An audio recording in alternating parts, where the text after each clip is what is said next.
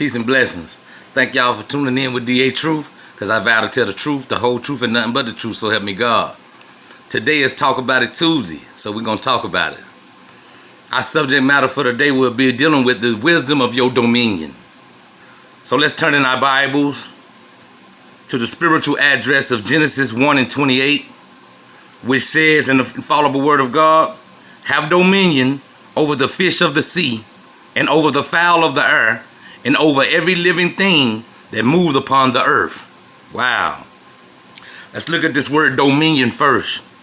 Dominion could also mean kingdom, but it more so means rulership, to overrule something. And this is very wise that we get the understanding of this, because if you have to overrule something, you have to measure this ruling and have it perfect. If not, it could lead to destruction. So now that we see that, what is God telling us? I mean, out of everything that he could have showed us on the earth, why would he give us dominion over fish and fowl, birds? That's, it seems like that's a paradoxical statement, but at the same time, that's through God's omniscience. Sometimes his wisdom outgrows our understanding to where we can never understand where he's coming from and why he's doing it. But we know for sure, if he give it to us and an epiphany hit us and we get an understanding of this wisdom, then it has to be for sure. So in that, first let's look at the fish. First of all, fish is mentioned 35 times in the Bible. And by this being so, we have to understand that God has a duty for us if he gave us dominion over this. So let's look at this wisdom, understanding, and see exactly where he's coming from. All right. First of all, Simon Peter and Andrew were great pro fishermen. And notice the first thing Jesus the Christ did was go out and call fishermen. After we have been ordered by God to have dominion over fish, Jesus the Christ goes out and he go get pro-fisherers. Why is this? So let us look at the understanding, the uniqueness of having dominion over fish. Fish, for instance, have a thing that they call fry. Fry is when fish have babies. They have a lot of babies. And the mother fish, she swims underneath where you can't see, and the fry, they swim on top, near the shallow of the water. If they go into danger, that they could get eaten. But anyway, this is to say, behind every fish, there's a school. And when you look at this is where you get your philosophical and theological school of thoughts. We look at these thoughts as different denominations. But this is the uniqueness of a fish, not knowing that a school comes behind it. Okay, first of all, why would Jesus get fishermen? First, he's carrying out the dominion, which we also should carry out. Because a fisherman has to have universal knowledge. He has to know where God says in his prayer, let thy will be done on earth as it is in heaven. All right then, it's a comparison. It's a parallel comparison. To be a fisherman, you have to be universal in knowledge to know that the moon contracts the waves of the sea. You have to know, according to the moon cycle, whether it's waxing or waning, the fish are biting or not biting. So that's the universal knowledge that comes behind a fisherman. So let us have that dominion over the fish as God orders to do. To be a fisherman, you have to have patience. To carry out the commission of God, you have to have patience. To spread the gospel throughout the world, you have to have patience catching proselytes or new members. To fish, sometimes you may stay out there all night, and this patience can be a virtue because you may not catch nothing until the next day. So let us look at how a fisherman must have faith. He's fishing for something that is not seen, but he knows it's there, and he has an instinct inside that tells him something is going to bite the hook on the other end. So Jesus knew that these fishermen, to be pro-fishermen, had to have faith also. So let us have that faith, because we were given the power to have dominion over fish. Okay, to be a fisherman, you have to know how to sacrifice. See, sometimes when you're fishing and the fish too little, you sacrifice it. You throw it back so that it have time to grow. The same way Jesus had to have that sacrifice, we have to have that sacrifice too, because he said, pick up your cross and follow me. And to do that, you have to be willing to sacrifice.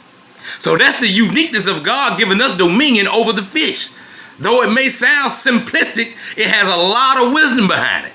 So as the Holy Spirit reveals this, I'm like, wow, I have to share this. But okay, let's look at this next issue.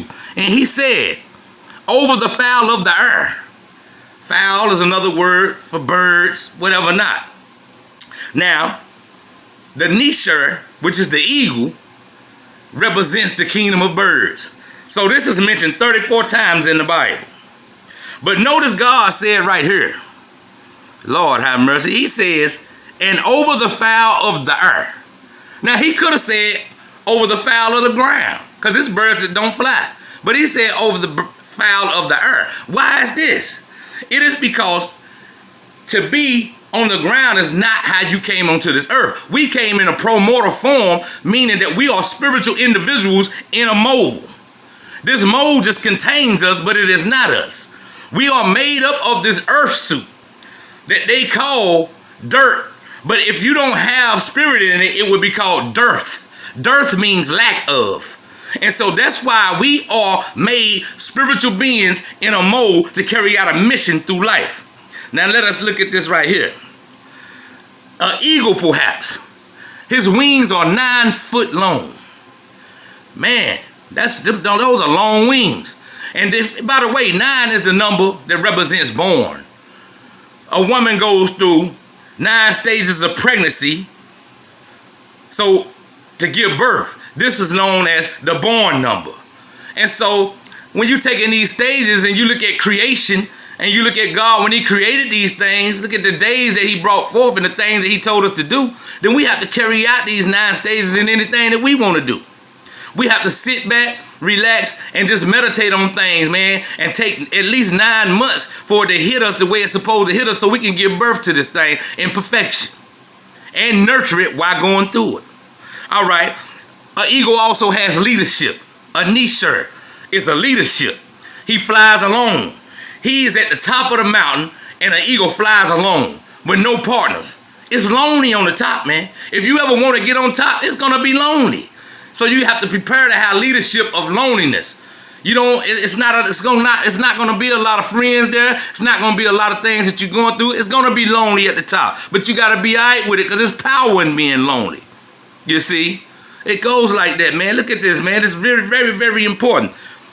Do you know how an eagle pick his mate? She flies upon the males and she throws sticks from high in the air. She let them drop. And whoever can catch the sticks, those are the ones she chooses. She goes heavier and heavier, dropping sticks until the strongest male can catch the stick. And that's the male she picks. That's wisdom in that for women. This is, you have to look at your mate. You have to be persistent on who you trying to pick the mate with. Because if you want a fishing license, if you want anything in life, you got to qualify for this. So she takes him through a qualification process. And after he passes it, they go into the air and they mate while twirling down towards the earth. Ain't that something? Wow. Okay. She has faith. Eagles have faith. They take their babies to the top of a mountain. And when they think that birth is over with and they think it's time for them to leave the nest, they knock them off the cliff of the highest part of the mountain, but they have faith that it's going to fly its wings and start soaring. Wow. Great wisdom. All right, man. Eagles have a vision of 5,200 feet out of the air. They can spot a mice on the ground. This is wild. And this is wild. This is real wild because you know what kind of wisdom come behind this? God's omniscience tells us right there, if you want to fly high, you first have to have vision. You have to have vision in order to fly high. So what are you thinking about? What are we looking at? We can't look long because thinking is abstract from thought. Thought comes from a state of an abyss, which leads you to a state of confusion. So we have to have a vision, and we have to have an eye chain revision to where we single in on that vision, master that thing, and then soar high with it. We can't be scatter-minded, in other words. We have to be chief aimed on something and master something. So that's great wisdom in that. Also, the magnificent thing about eagles, these Nisars fly over their storms. Oh my God. They fly over the storms. They don't worry about storms. They're so strong in their wings, they go over the storms when it's storm. Likewise, look at us. Let's retroflect on the time that Jesus was in the boat with the disciples when the storm came. and he was asleep in the boat with the disciples. But the word says that the disciples went to him and woke him up, and he said, "Oh, ye of little faith." But the thing is, they went to him. How many of us go to Christ in our storms?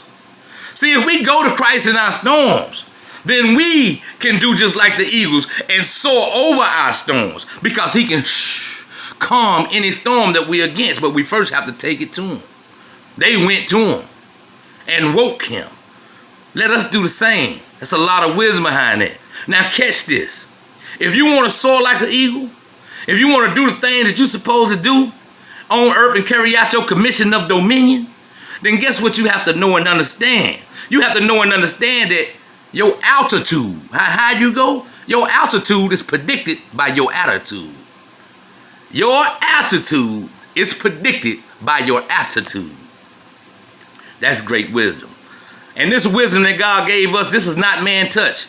Real wisdom means revelation that came straight from God, never being picked over by human form.